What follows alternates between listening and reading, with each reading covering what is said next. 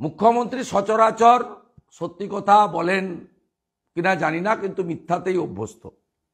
এবং আমাদের ঘোষিত অবস্থান আছে, বিজেপি সরকার করলে আমরা মিথ্যাশ্রী চালু করব এবং প্রথম মিথ্যাশ্রী পুরস্কারটা বাংলার সঙ্গীত একাডেমি পুরস্কার প্রাপ্ত, কলকাতা বিশ্ববিদ্যালয় থেকে ডক্টরেট প্রাপ্ত, একটা সময় জর্জিয়া ইউনিভার্সিটি থেকেও ডক্টরেট লেখা,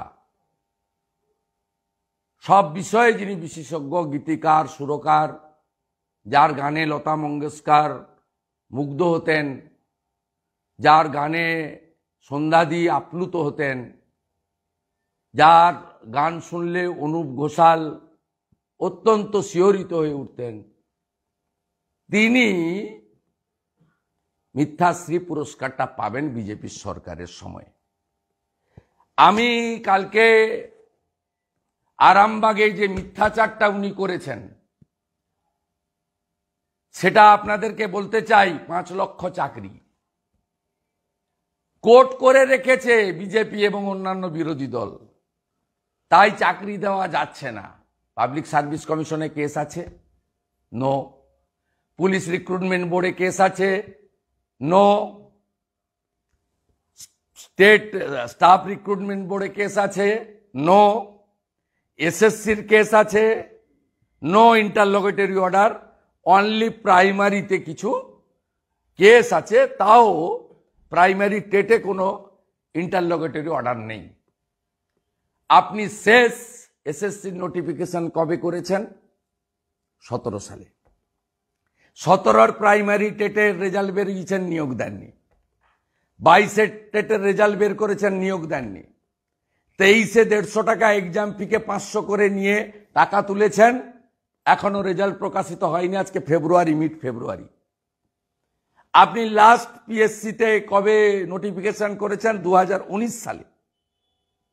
আপনি পুলিশ রিক্রুটমেন্ট বোর্ড তুলে দিয়েছেন।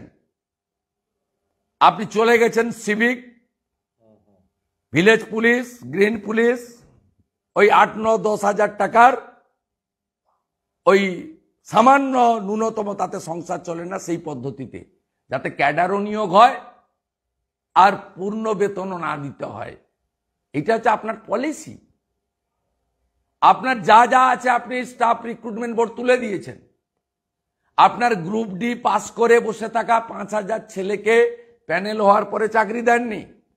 আপনি এই বইটা আপনার অর্থমন্ত্রী দিয়েছে, এই বইতে আপনি 5 লক্ষ চাকরি দেওয়ার জন্য প্রভিশন করেছেন।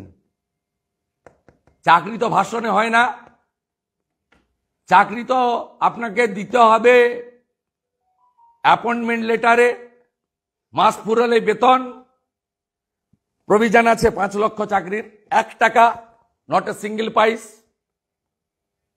বাজেটে প্রভিশন রাখতে হয়, আমি 5 লক্ষ চাকরি দেব, তার জন্য বেতন বাবদ 3,000 কোটি টাকার প্রভিশনিং করলাম।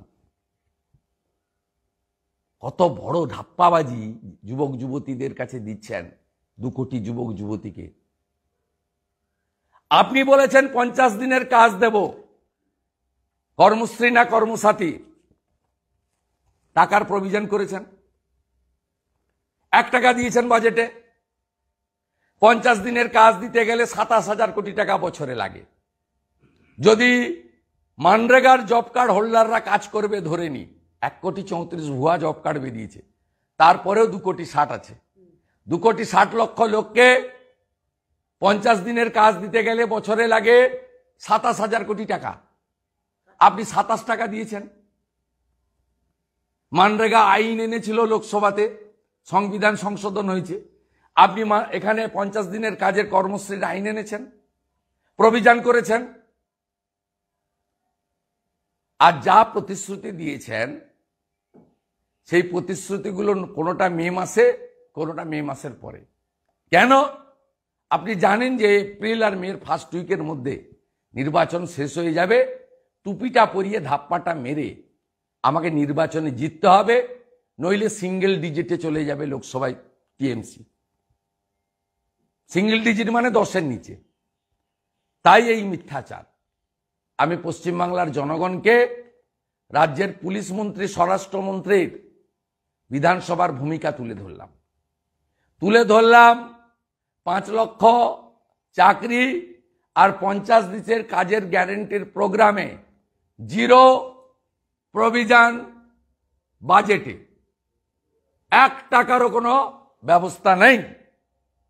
এই মিথ্যাচারের বিরুদ্ধেই আমার আজকে ফেসবুক প্রেস কনফারেন্স।